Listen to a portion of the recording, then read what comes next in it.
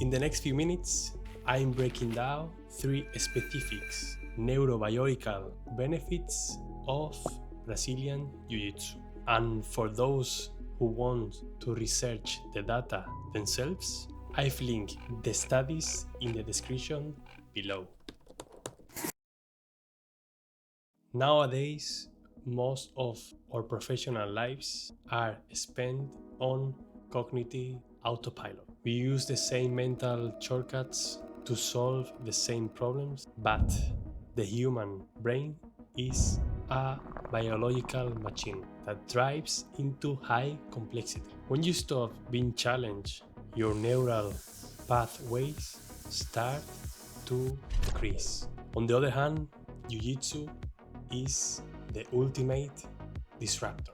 It's what researchers call an open skill environment. Every second on the mat, your prefrontal cortex is calculating angles and your hippocampus is recovering techniques while your body is under physical pressure. This physical test triggers the release of BDNF. Scientists call it brain fertilizer because it's the primary protein responsible to grow new neurons and strengthening the connections as well.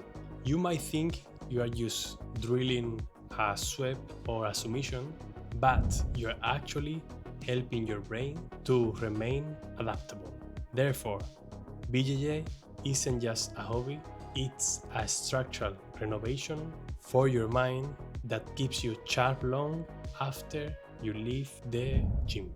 If you are over 30 and you start BJJ the wrong way, chances are you will get injured or you're gonna be giving up. I'm Jaime Medina and this is Smarter BJJ. I help adults train BJJ smarter using science-based principles, so you can stay consistent, protecting your body, and keep improving. No ego, no unnecessary pain, just smarter training. Now we're speaking probably about the biggest fears of the late starters. Is getting choked going to damage your brain? We know it's a logical question, but the data suggests the exact opposite. A 2021 study on elite BJJ practitioners showed they actually have higher resting brain blood flow and better cognitive functions than people that won't train. The high intensity intervals of grappling act as a pump, delivering massive amount of oxygen to your brain while cleaning out your metabolic waste. We might worry about an occasional choke, but in the long term, the reality is the brain is more resilient to age-related decline. Therefore, science argues that BJJ isn't damaging your brain. On the contrary, is protecting it.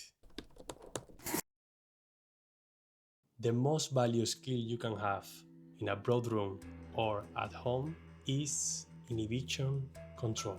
In short, the ability to think before react. In real world, we call this one emotional intelligence. On the mat, we call it survival. Brazilian Jiu-Jitsu is an open skill sport.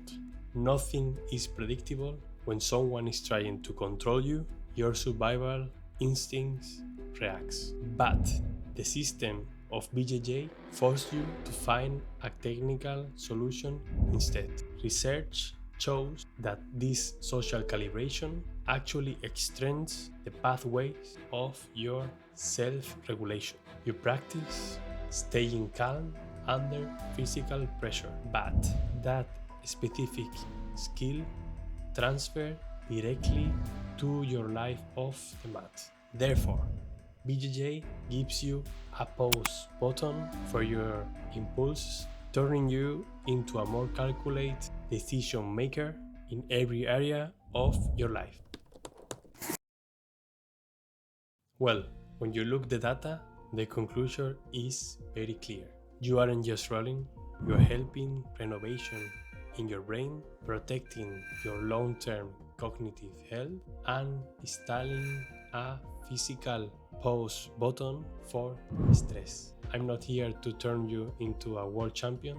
I'm here to document a systematic way for the late starters. We're training for longevity, resilience, and clarity. But the biggest barrier to entry isn't just the physical struggle, it's the confusion of the language used at your first day of training. You don't want to walk into the gym feeling like a stranger. Therefore, in the next video, I'm giving you the operational manual.